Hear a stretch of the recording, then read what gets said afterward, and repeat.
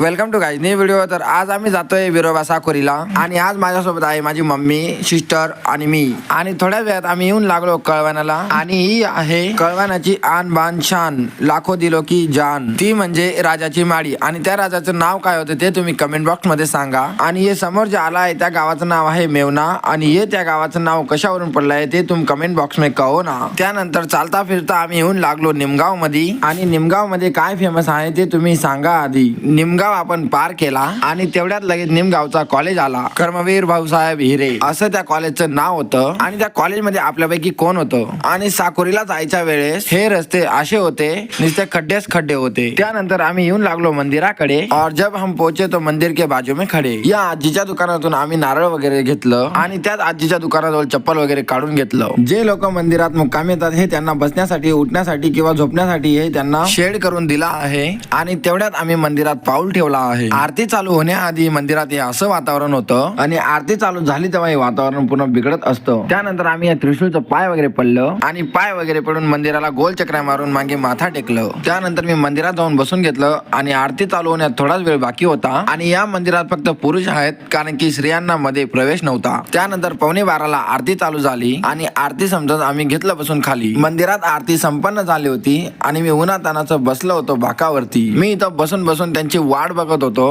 आणि उन्हातानाचं माझं तोंड पुसत होतो। तुम्हाला आजचा व्हिडिओ कसा वाटला हे तुम्ही कमेंट मध्ये सांगा आणि तुम्ही इथपर्यंत आले आहेत तर लाईक अँड फॉलो नक्की करा।